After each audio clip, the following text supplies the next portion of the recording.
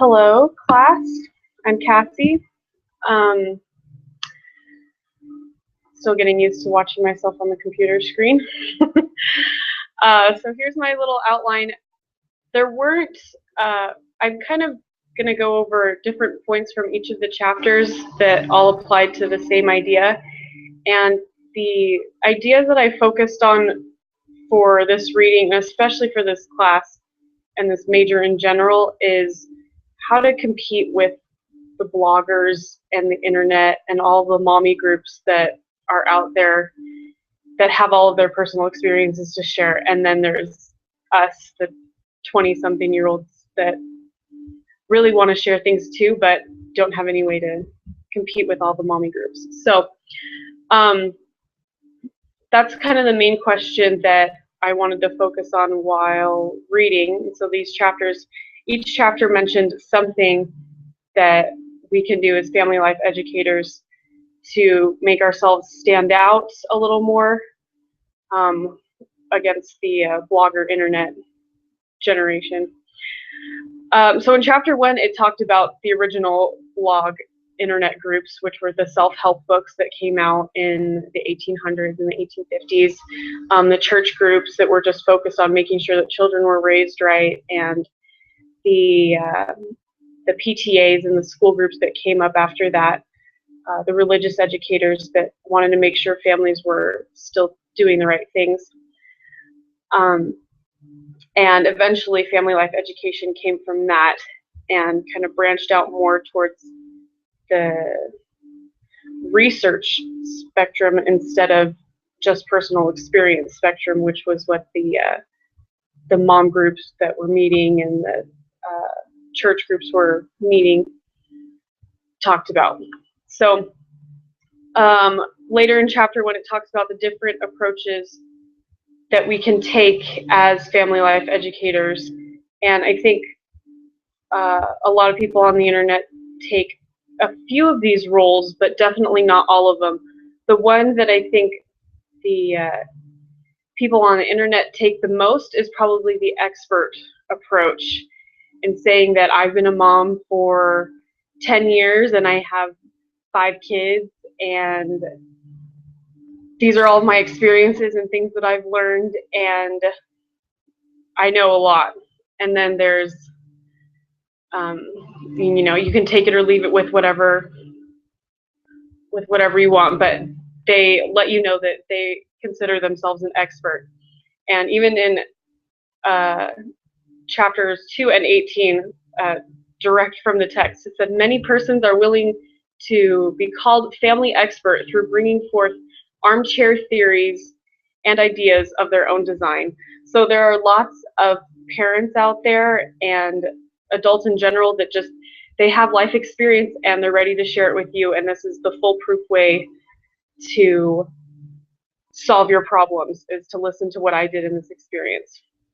So I was a little nervous even starting this class or declaring this major, because I was starting to fall into that category of I can't sign up for the Family Relations Project. I can't sign up to work with a parent who has teenagers, because I've never been a parent who had teenagers, and how can I possibly relate to them? And then I realized, oh, I'm not that type of person. I'm a family life educator, and I'm supposed to use research and not just personal experiences. So we all know that people like to hear personal stories more than a bunch of scientific evidence, but there are still ways to get people involved through sharing scientific evidence and research findings. One of the important questions to ask ourselves is, are we making sure that our audience knows that we're more than just an experienced parent or an experienced adult or a child that lived through a divorce and can now share their thoughts and feelings with you? We have to let them know that we know how to find credible evidence, and we know how to find credible research and share it and interpret it so that you understand it in your life situation. So in chapter 16, it covers the ideas for marketing programs which as a family relations project, we don't have to market, but I thought this was important just in general. After we are done with this class, we're going to have to find people to go through and talk to about these things.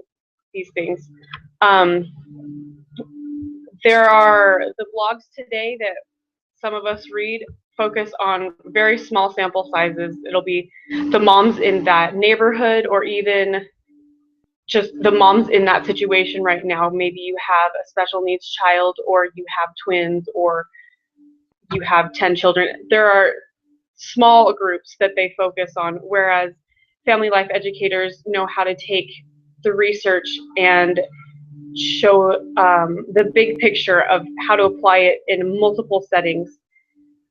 One of my favorite ideas from chapter 16 was how we get our information to the people that need it most. There are a lot of us where I'm not going to get out of my comfort zone and say, okay, I'm going to go down to that sketchy neighborhood down there because I know that there are families that are really in need.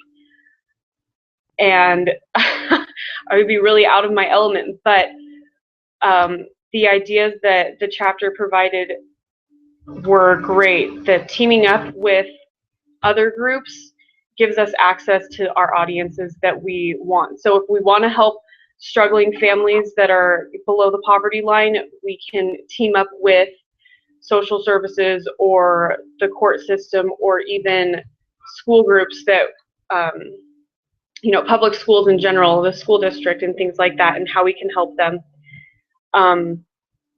We can pair ourselves up with therapists in offices like that and offer our services to them and gain access to their clientele through them. So the example in the book talked about wanting to teach couples about the importance of their marriage even as they're preparing for the birth of a new child, and going into a birthing class where all the parents are focused on the new baby coming, and instead of talking about, okay, so in the first few weeks, this is what breastfeeding is going to be about, you have 5 minutes dedicated to, okay, so remember while your baby is very important and you are the full-time caregiver, you also have to remember that you have a spouse that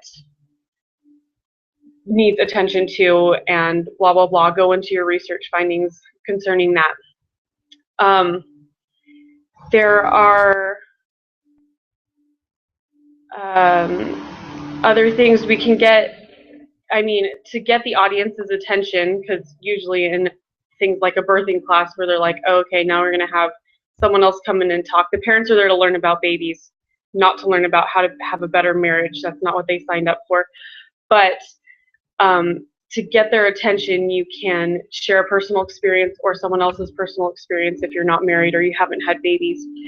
And you can find personal experiences through the research that we get to go through so often, the credible research that we find. So that was my favorite point in chapter 16, is how to get the attention of your audience and the right audience. So chapter 18 says that family life educators will advance the trustworthiness and usefulness of the field to the public to the degree that they follow rigorous practices in the design, implementation, and evaluation of their programs. So basically, without all those crazy words, we can gain our trust of our audience by following the important structure that we've been given. It's not just, I was at the grocery store and here's what happened with me and my kids. It's, here is the study of parents that generally go to the grocery store with children and how they best can control their children in the grocery store, or whatever the study is about. I'm just making things up now.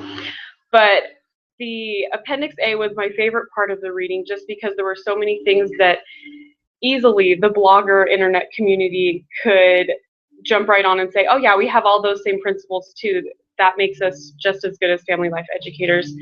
A lot of the same principles that they would have are the principles of empathy, order, chaos, momentum, agency.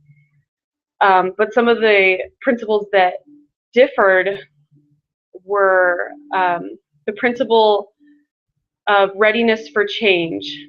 And most people go and read blogs just to pass the time. Maybe they'll come up with a new idea or two, but they're not there to find a way to change their life or to develop a new habit or a new aspect of their family life that they didn't realize they needed before. Whereas when we come in as a family life educator, we can help them recognize, hey, your family's missing this and it could really benefit from this. Here's the research showing the families that have adopted this and they are being successful now. And it's tricky sometimes to help people realize that they need to, make a change. Sitting down for dinner with your family every night is going to make a big difference, whether you think it is or not. Another principle that I felt was specific for family life educators is the principle of discovery. And there are a lot of times when the blogger community will just share their experiences and that's it. It's just like a closed door. They're not really ready to learn from their followers or readers. And we as family life educators can draw on the experiences, what it says in the text, draw on the life experiences and creative thinking of the participants.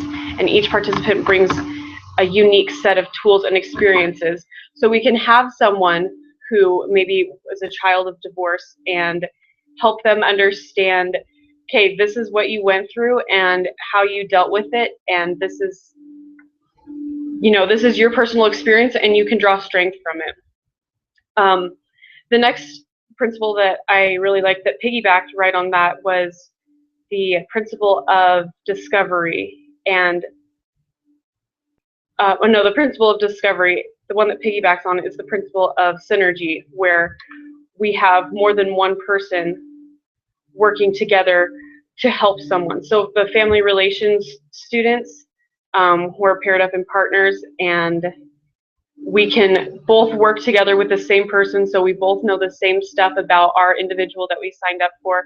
And with all of the theories and knowledge and experience and research that we've already done, it is an exponential amount of knowledge that we have access to, and we can have a greater impact on those that we teach. People that are bloggers or even therapists, they work on their own and they just have generally their own ideas to draw from.